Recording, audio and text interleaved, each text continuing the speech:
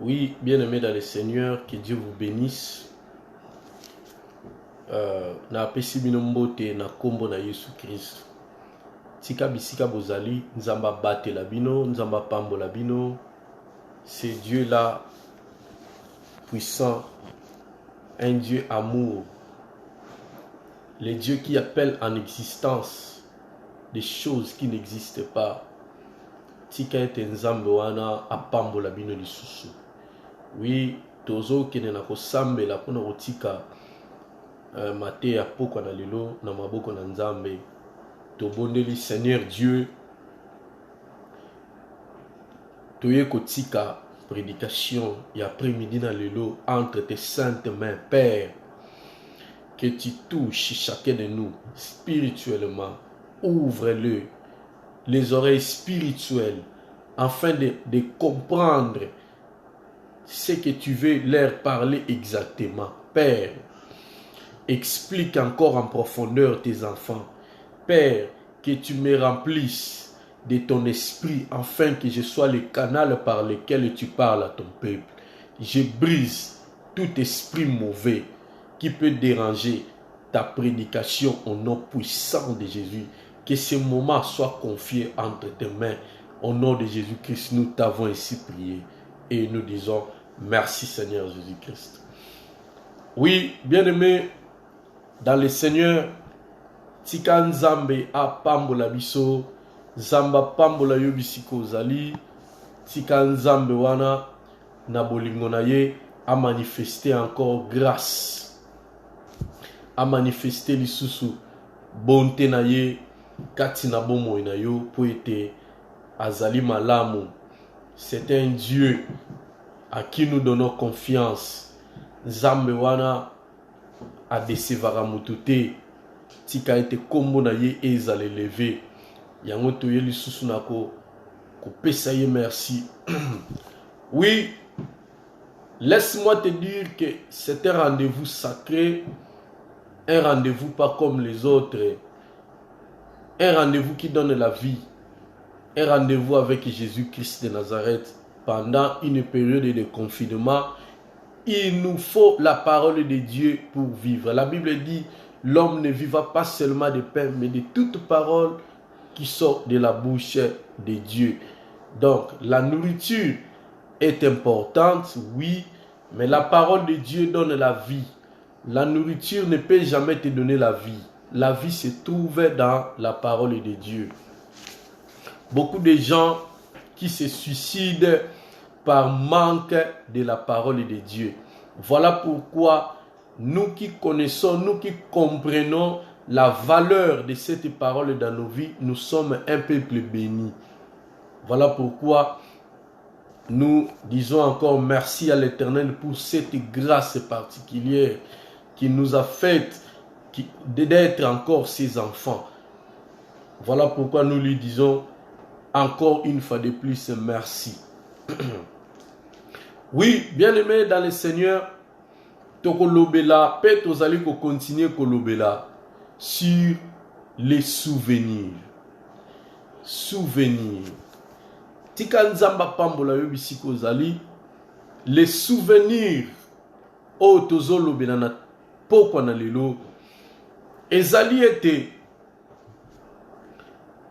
topesaki ba exemple belé. To parlaki histoire ya mwana mwasi moko na kombo ya Tabita.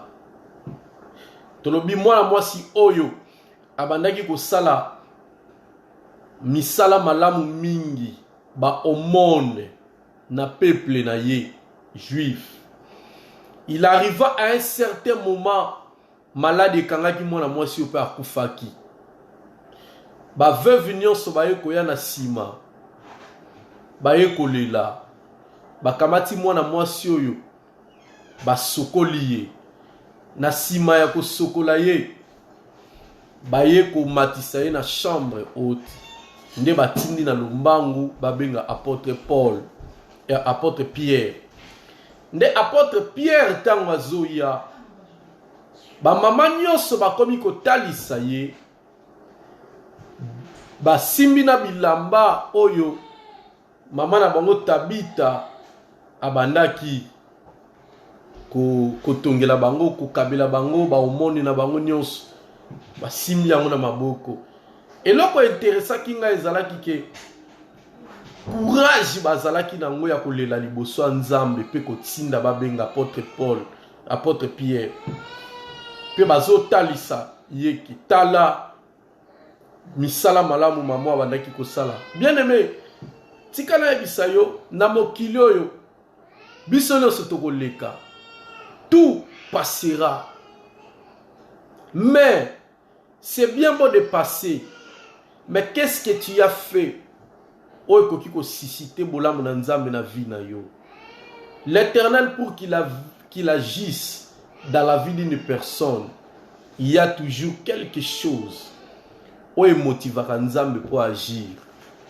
Yango nazo senga na yo, nazo talisa yo likambo ya souvenir oyo.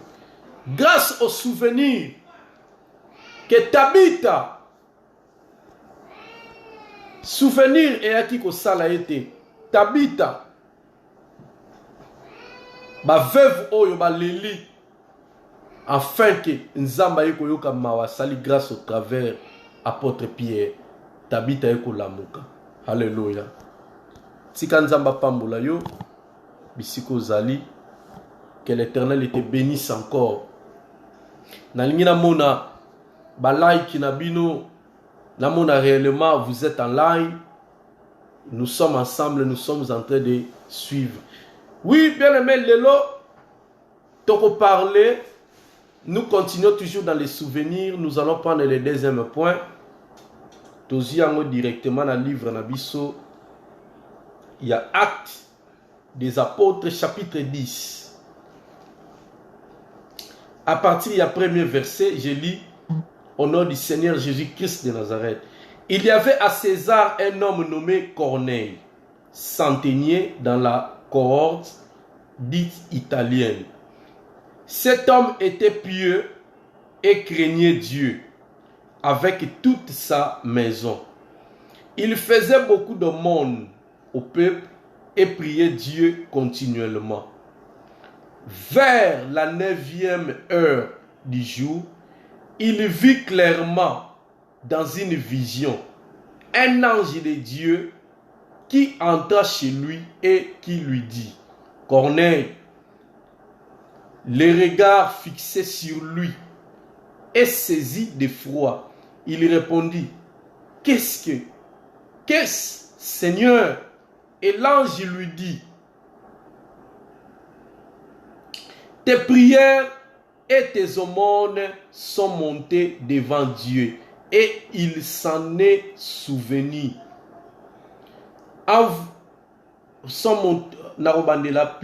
Tes prières et tes aumônes sont montées devant Dieu, et il s'en est souvenu. Envoie maintenant des hommes à Joppé et fais venir Simon, surnommé Pierre. Oui, que l'Éternel vous bénisse pour cette lecture. Awa Bible ezolo benabiso histoire. Il y a un Italien nommé Corneille. Italien au Bible Zoloba, il était pieux et craignait Dieu avec toute sa maison. Non seulement cela, il faisait beaucoup d'aumônes. Italien Oyo, tellement qu'il était pieux et craignait Dieu. Quel Dieu? Il craignait le Dieu d'Israël. Nzambe yabana Israël, Nzambe ba juif. Yazalaki na ko respecter ba commandement. Pe abadaki ko sala ba omoni mingi. En même temps, il priait beaucoup. Un jour, vers la 9e heure du jour, Corneille moni na vision, l'ange de Dieu a quitté lié. Et bangisaki Corneille. Corneille a tout dit, mais où est-ce problème ni? Ange na nzamba yebisiye ko banga te.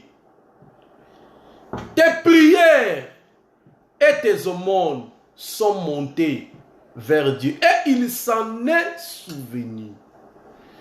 Na nyonso nazolingana loba nini. Bolamu mutu akoki kosala ekoki pe ko marquer Nzambe.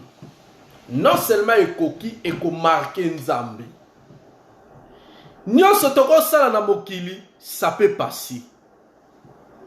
Mais oyo to salaka epa Nzambe elekaka te. Ata un jour l'Éternel akofuta yo. Bolamu oyo koki osala na mokili. Okabela mutu quelque chose. Et puis mutu wana azongisa foi. Mutu azalaki ya kokweya na souffrance. Osunga ye sans que otala qui il était. Sans que otala relation nini bozala na ye. Relation ou pas. Mais yo sala service na yo. Ya kosunga mutu. Bien aimé. Kokanisa te ke leka na pamba. To eko leka na pamba. Et leka na pamba te. Un jour, l'Éternel des armées s'en souviendra. Alléluia. Tala awa, bolamu nyonso oyo Corneille, un étranger en Israël. Abandaki ko sala na peuple juif. Et Bible zolobake, c'était un homme qui avait un bon témoignage et pas yabana Israël. Babandaki toujours ko témoigner que mupaya oto zalaka na ye en tout cas za mutema malamu asungaka biso. Nde muto esengeli toujours un témoignage à malamu bien-aimé. Mwana mobali oyo un jour Nzamba bimeli ye à travers un ange. Abisie misala malamu na yo emati pa Nzambe. Penzamba kanisi yango atali yango na livre na ye. Alors esilite benga Pierre, apôtre Simon surnommé Pierre. Aya na ndaku na yo. Elinga keloba nini? Elinga keloba ke oui, Nzamba zalaki prabikisa à intervenir na vie ya mutoyo. Du fait qu'il était étranger, il a fallu maintenant qu'il y ait une relation entre Yé et Nzambe à travers Yanini, Yako Yamba Yesu comme Seigneur et Sauveur.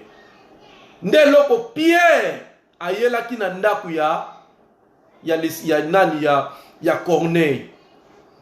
Tangu Pierre a commis, avant nous Pierre a commis, ne Simon tangu nani Corneille tangu lamuki. Il a trouvé que, oui, effectivement, oza vision za mapesing zala ki penza ange.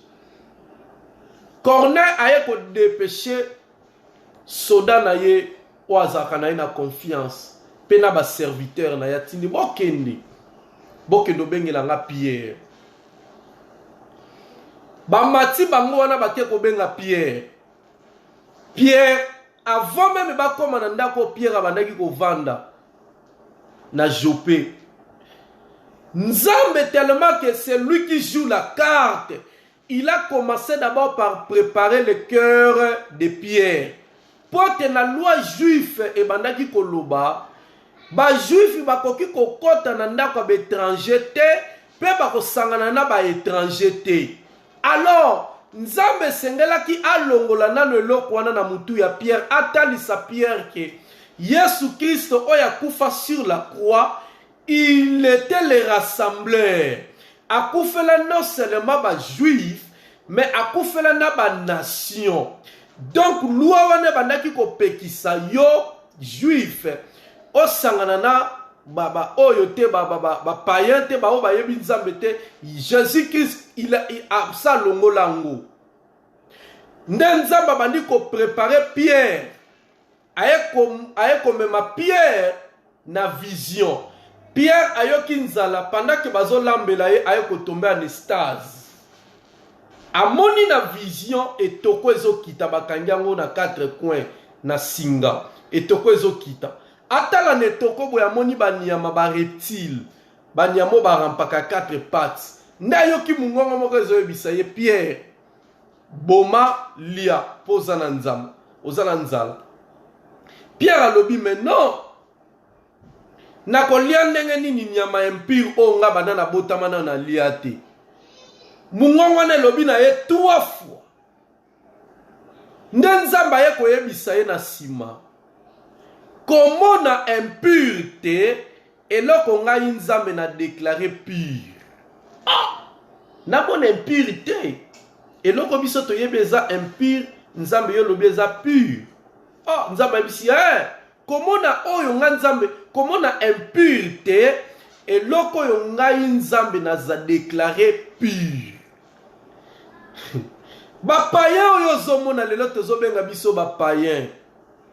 Païen selon yo bien-aimé. Est-ce que l'Éternel azobenge pe païen? Peut-être kaka mutu wana oyo zomona païen de yenda kozala pasteur à lobby. Bien-aimé, tolongola biloko mususu. Kaka oyo zomona ke païen oyo mutamasumu nde lobby mote ya lobby ye wana. Mutu akotonga église ye wana. Mutu akomema ba fidèle belé vers le Seigneur ye wana. Bao bazalaka ba bandi lelo bakoma ba homme de Dieu puissant. Bao bazalaka miyibi lelo bakoma kote à la repentance. Dieu est souverain. Bible zolo batabo koboya ko servir nga na ko loko tata mabanga ko salela nga mabanga wana banani. Ce sont des païens bao ba yebi nzambe te. Pierre tanga conscience zongiye ayoki babeti na porte. Nzambe yemoka yeko yebisa ye voilà. Kende bazo luka yo, kende kutana na bato wana suki balobi bo kende ngane na tindi yo. Pierre ayeko zwa bato yo asololi na bango ba expliquer ye loko ba yelaki. Ba siminzela ba kepa Corneille. Tango ba komi Corneille peut a expliquer likambo ndenge zalaki. Nde apôtre Pierre pardon. Nde abandi qu'on parlait de Jésus-Christ, de l'évangile de Jésus. En un instant, tango apôtre Pierre abandi côté à bango Yesu. Nanu kuta lobi makamba ko yambisa bango Yesu te. A parler bango seulement sur le ministère de Jésus-Christ. Directement le Saint-Esprit est descendu sur les païens. Bato nyoso bazalaki tout autour ya Corneille en train d'écouter Pierre. Bazalaki rempli na Saint-Esprit. Maintenant batu oyo Pierre ayaki na bango ba kamwe balobi comment expliquer? Bato biso tozomona ba païen bango pe bayambi Saint-Esprit. C'est que tokosuka awate esengeli to kende na bango tina baptême. Nde yaki ko sala ke ba Corneille apôtre Pierre asuka ki wana te ko mema bango tina baptême. Nde baye ko yamba Jésus-Christ comme Seigneur et Sauveur. Il les a baptisés au nom du Seigneur Jésus-Christ de Nazareth. Laisse-moi te dire, et loko o eza base Nabiso na pokwa na lelo, ce sont les souvenirs. Souvenirs nini? Oye tinda kinzambe a se souvenir. Oye tinda kinzambe a dépêché ange na yepo ya kopesa Corneille message. Oui, en quelque sorte, loba, oui, ngai nzambe na se souvenir Corneille. Na ba prière na yo. Na kotambola na kobanga nzambe ndenge zobanga ngai na ba omone na yo mais na kosala ndenge nini puisque tu n'as pas encore accepté Jésus comme Seigneur et Sauveur. Nzambe ayeko kita yebisiye à travers ange que tes prières et tes aumônes sont montées vers Dieu et il s'en est souvenu. Envoie donc quelqu'un appelé Pierre, Simon surnommé Pierre. C'est-à-dire, Nzamba linga kiba kende kobenga Simon, Simon aya ko compléter service. Aya ko kotisa Corneille kati na divinité. Aya ko kotisa ye na alliance ya Jésus-Christ. puisqu'il craignait Dieu, mais azalaki na alliance ite bien aimé. Alléluia. Eza lokola bato ebele osambelaka Nzambe osalaka bolamu, mais du fait que nano yamba Jésus comme Seigneur et Sauveur te bien aimé kosuka wana te yeba tu n'es pas encore arrivé. Faites un effort. Nzamba sunga yo, Nzamba sala yo grâce ou accepter Jésus comme Seigneur et Sauveur. Nena sima misala malamu ozali kosala ekozala n'impact. Ta la vie à Corneille bolamu azalaki kosala lokola Tabita. Bolamu Corneille azosala mais comme étant étranger. Nzamba yako se souvenir na bolamu na ye. Bien aimé, et bongo yo mwana Nzambe bolamu salaka, pourquoi pas Nzamba se souvenir na yo?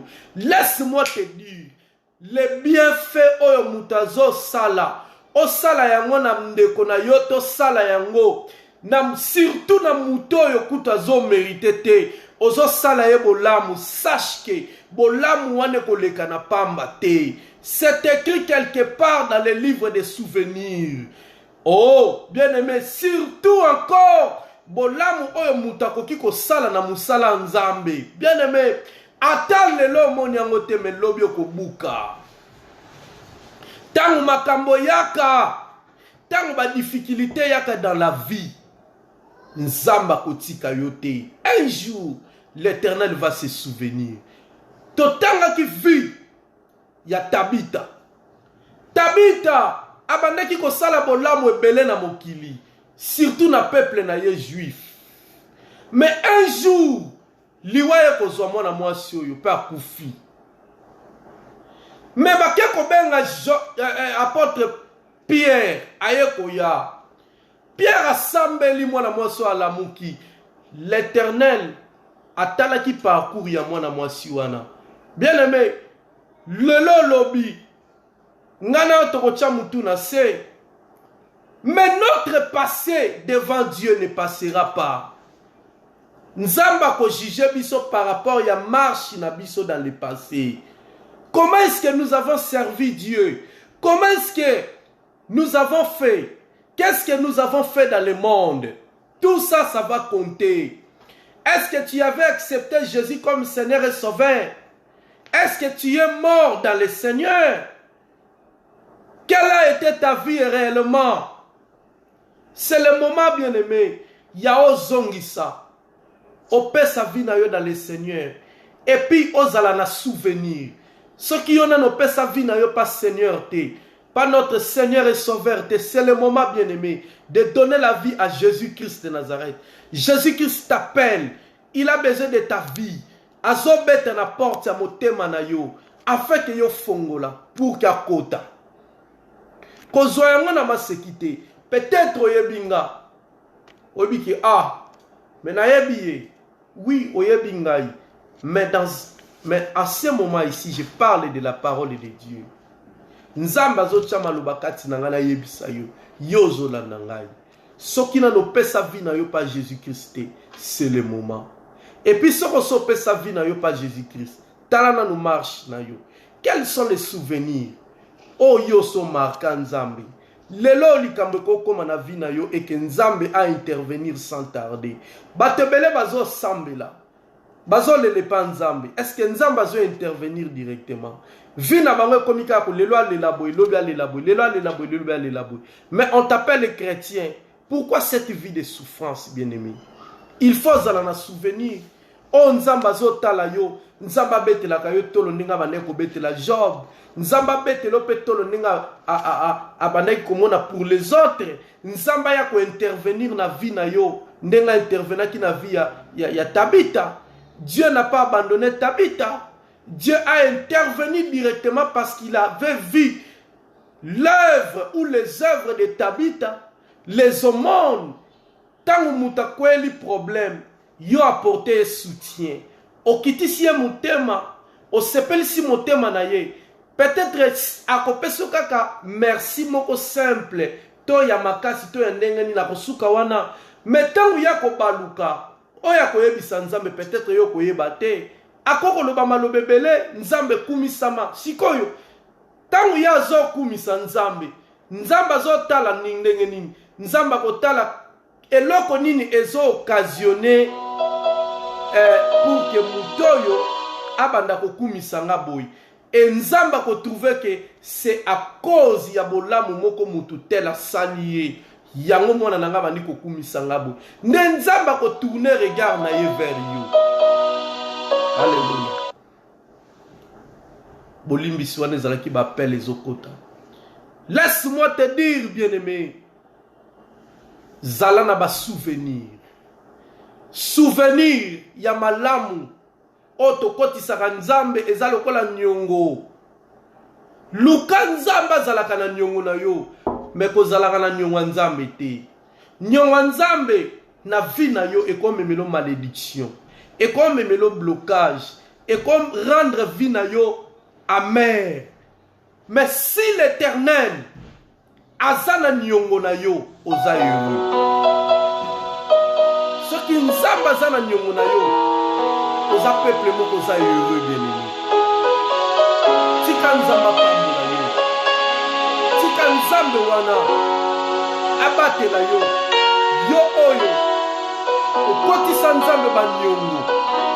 Yo oyo nzambe okotisa nzambe ba kamata même na yo opesa yango espace nzambe ba pote église na nzambe esambelaka tika na yebisa yo yo kanisi nzambe bosani yondo bosani bolamu sala nzambe me nzambe bosana bolamu wana te même atali wetelemi elobi ke na okota na ndako na yo a cause esiko pesa nzambe nzamba kolongola liwa même ataba ndoki batelemi balingi balia mwana na yo a cause yesiko pesa nzambe ya ofele nzamba kolongola liwa wana akobikisa bana na yo zalaka tika ete nzamba zalaka na nyongo na yo kozalaka jamais na nyongo nzambe yo soko zala nyongo nzambe oko vivre une vie amère oko vivre blocage osoko kebite eko memelo me ba problème na vie oko bebisa vie na yo mais soki nzamba zana nyongo na yo lui qui est fidèle, on l'appelle fidèle créateur. Afutaka batu nyonso oyo basali la kaye. La Bible dit il est le rémunérateur de ceux qui le cherchent. Tika ete soko yaza na nyongo na yo lokola yo sali la kaye tôt ou tard akofuta yo. Ndenga futa ki Tabita, ndenga futa ki Corneille. Aye kokoti sa vie na bomo ya Corneille. Corneille peut-être il croyait qu'il priait. Mais il manquait quelque chose, c'était la vie. Il n'avait pas la vie. Lui qui était étranger. Nzamba tali me mwana mobali azo sala bolamu. Mazana vite ni ne sengeli na sala. Nde omona ki présence à Pierre pour que cet homme-là appelle sa bon moyen na Christ. Pour être Christ à kota. Ayamba Yesu lokola Seigneur et Sauveur. Nde abatis na sima ko batisa ma Yesu. Abanda kukamba ye Yesu akotisa vikati na bomo inaye kozala jamais na nyongo nzambe tika nzambe azala na nyongo na yo parce que lui qui n'a pas besoin de l'aide humaine pour accomplir sa volonté un jour akofuta yo bien-aimé un jour nzambe yo salelaka kofuta yo nzambe wana to salelaka tanenge na ote ya boza ba souvenir oh nzamba zo ko enregistrer na ba CD na ye kuna na lola nzamba zo bondel azo bomba un jour atalelo na kufi kuna na esambi selo nzamba ko bimisa akobimisa ba souvenir oyo pe ako balancer akotala musala nini ona sala kina mabele sokata mateya oyo bien-aimé et toucher motema na yo bien-aimé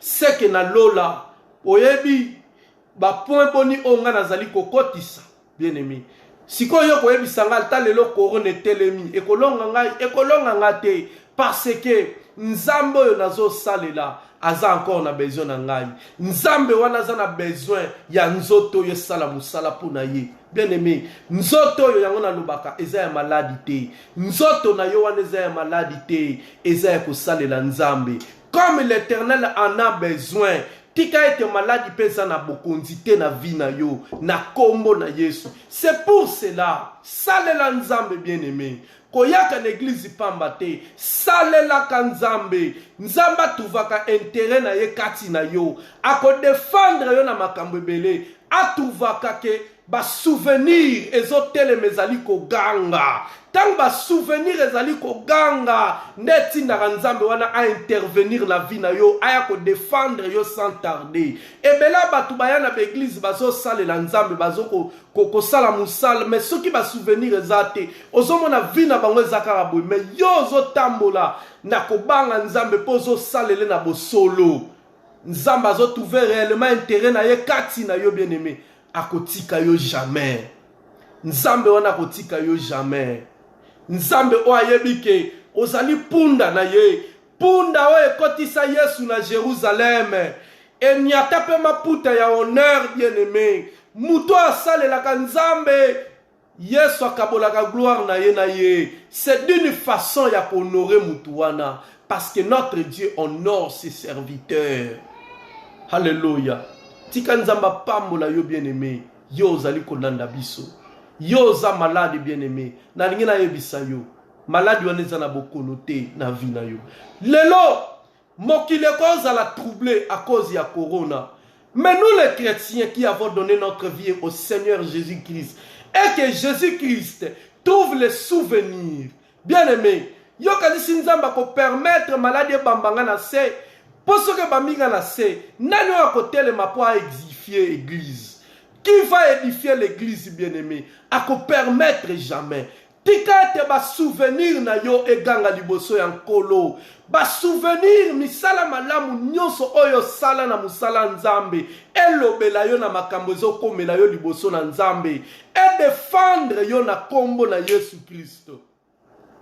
Yango zomo nebela batu. Bazo bundisa yo bazo koka yo te. Pourquoi? À cause des souvenirs.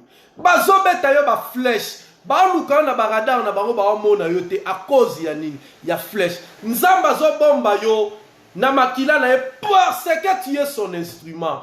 Aux instruments na ye adoration. Kaka guitare yo beta kawana. Yo zomo na ngo guitare pamba. Nzoko beta rango yo mokote. Obeta rango na ba ange na nzambe. À chaque fois que yo betaka guitare wana, yo yebelo ko nine kenda ko sala misala satana e kenda ko panza ba mabongisi nyonso diable o ba bongisi na famille na yo même na vie na yo. Guitare yo betaka peut-être za arme mobimba yo ko yebate. Tika na yebisa yo eloko délivra Saül le roi ezalaki guitare ya David. Guitare ezalaki na 10 cordes. 10 cordes oyo représenté 10 commandements bien-aimés. Ndelo ko bandaki ko bikisa ko pesa kimie pa Saül.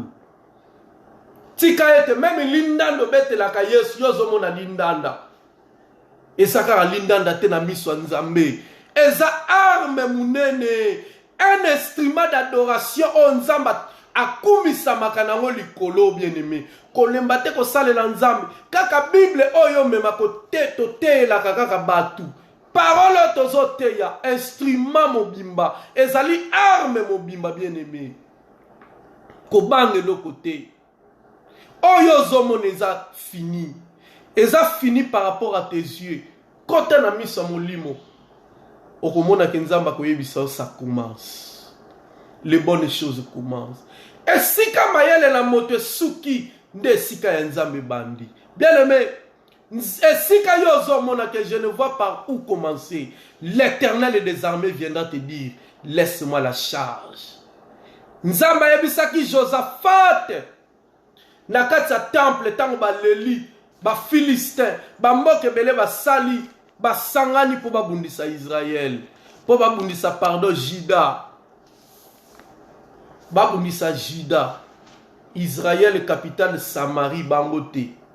Ah, nous parlé sur le royaume de Juda comme capitale Jérusalem. Basangani ebele po babundisa.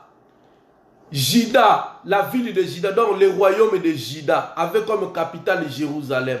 Josaphat a memi. Bana na ye nyonso. Donc, peuple na ye nyonso bakoti na temple. Baké konele pa Nzambe. Et là, on ne salaki ke Nzambe a intervenu, c'était le souvenir.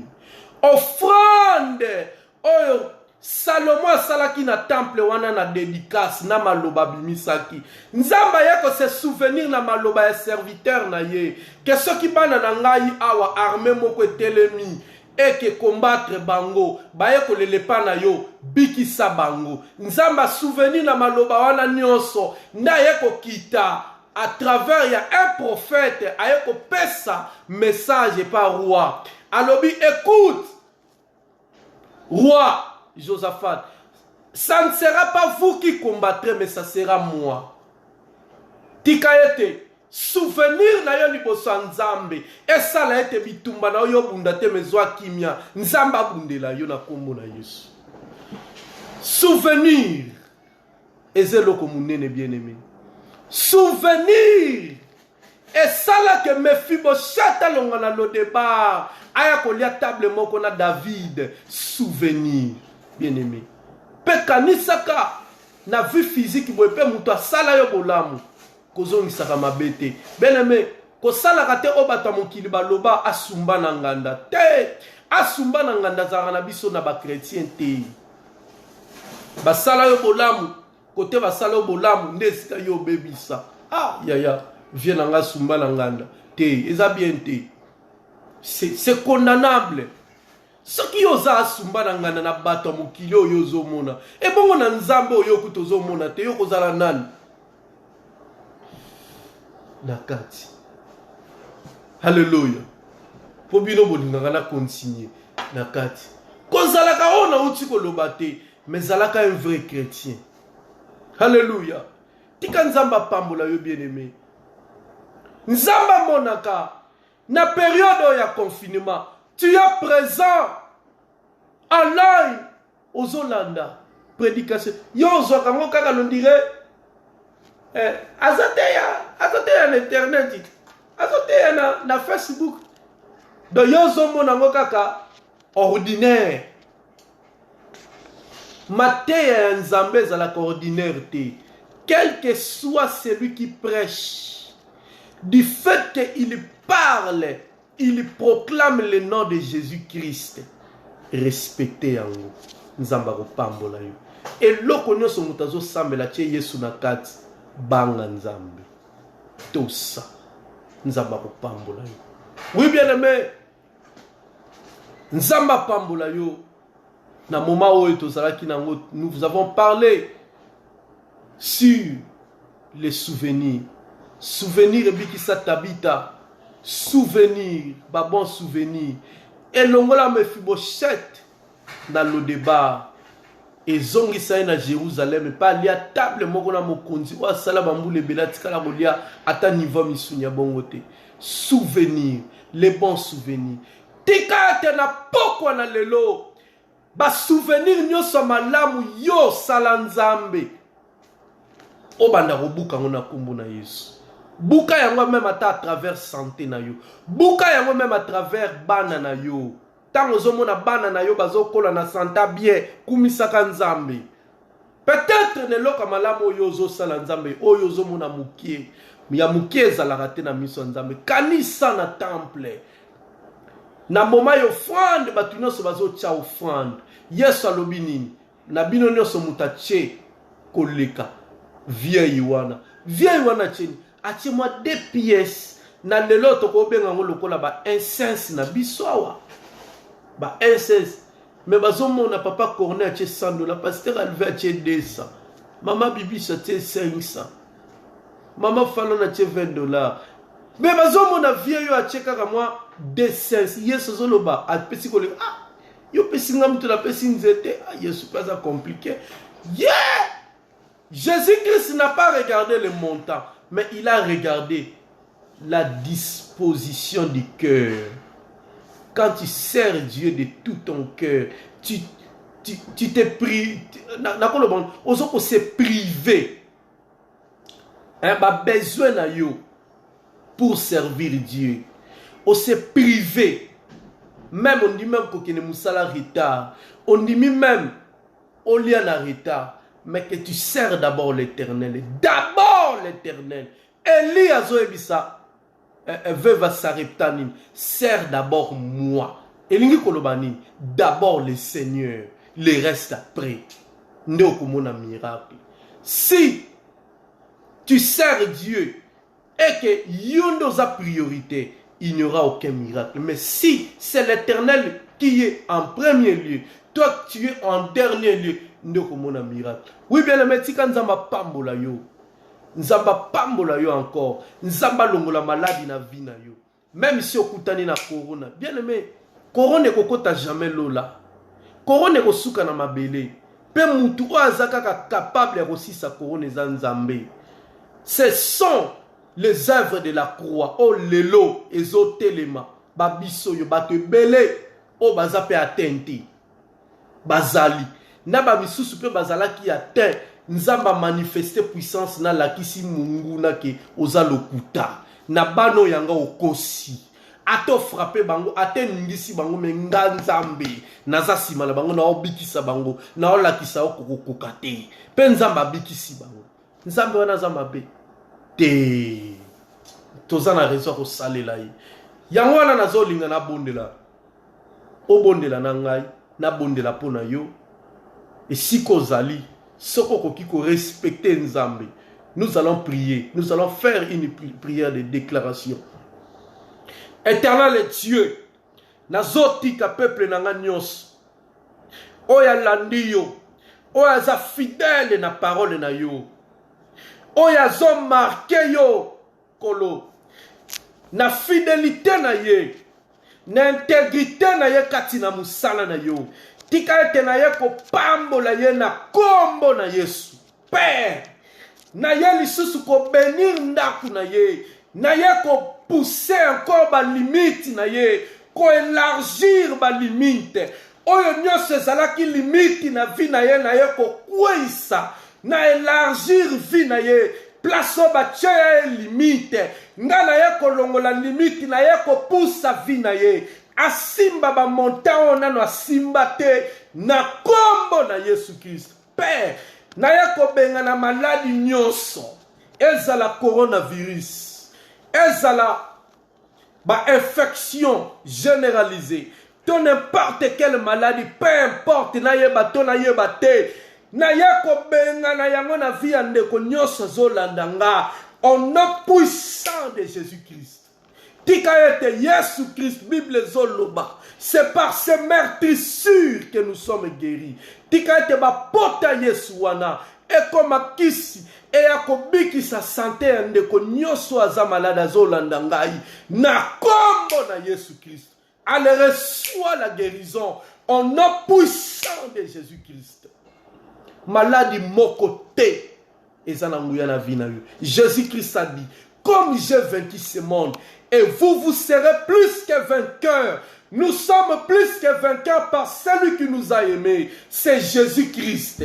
Tika yete Yesu wana lingaki biso. Ami pesa ki comme offrande pour que biso tozana bon moyo. Tika yete vina ye. Oyo animaki kokufa lui qui était innocent. Tika yete alati sayo justification. Puisqu'il a porté ta condamnation sur la croix, à transmettre yo la justification. Okokufa te, oko vivre en nom puissant de Jésus-Christ de Nazareth. Allez, reçois la délivrance, reçois la paix du cœur, reçois l'élévation, reçois la prospérité, que les œuvres de tes mains prospèrent. Au nom puissant de Jésus. Et si kaba loba ke ye ko simba te pana yo, je déclare banda le banda ko simba. Au nom puissant de Jésus. Osala témoignage. Osala témoignage. Na kombo na Yesu Christ. Ndeto bondeli. Tolobi.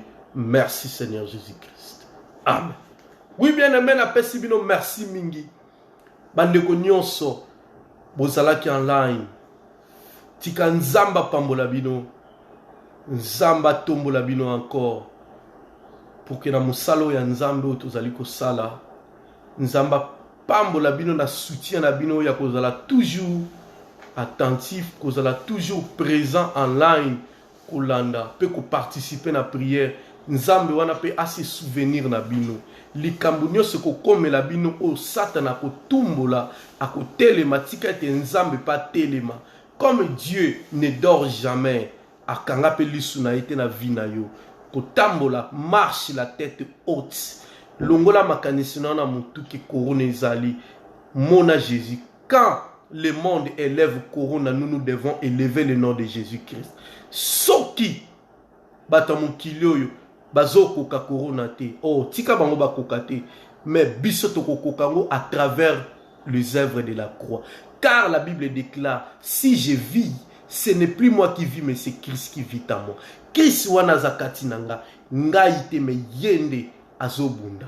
Yende azokwisa misala. Yo kasi ba place yo bunda obimaka ono kindaka.